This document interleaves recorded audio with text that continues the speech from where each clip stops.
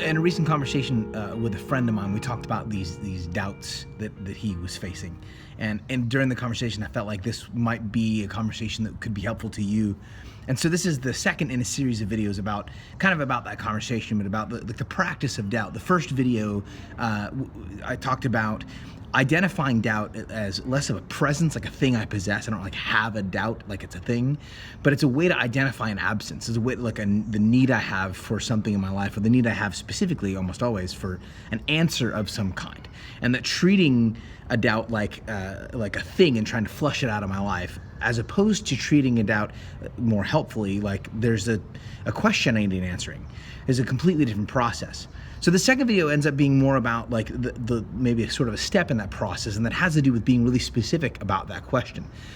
Like there's nothing quite as paralyzing and overwhelming as having like a just sort of general bad feeling, like there's something wrong. If you're like me and you don't feel good, you tend to be a little over aggressive on the self-diagnosis. like I just generally feel bad, and then like the sort of laundry list of things comes up in my head of things like this is what this could be symptomatic of.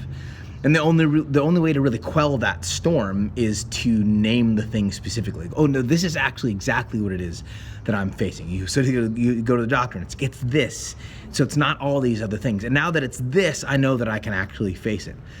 I can't tell you the number of times this comes up interpersonally. And this isn't even just a matter of like, when we talk about doubts, it's not just applicable to like religious convictions, but interpersonally, like when we have doubts about our relationships.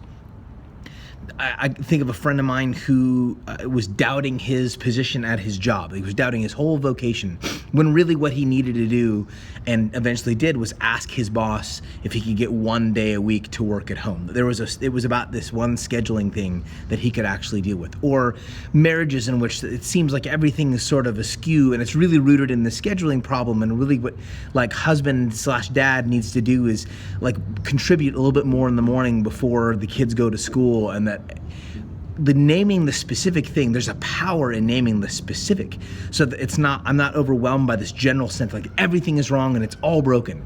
That's almost never the case. It's almost never the case that everything is broken. It's almost always that there's like a particular thing. So following that thread really faithfully, like that sense of doubt, that sense of questioning, that there's something missing, like following that really faithfully, what specifically is it that I'm wanting?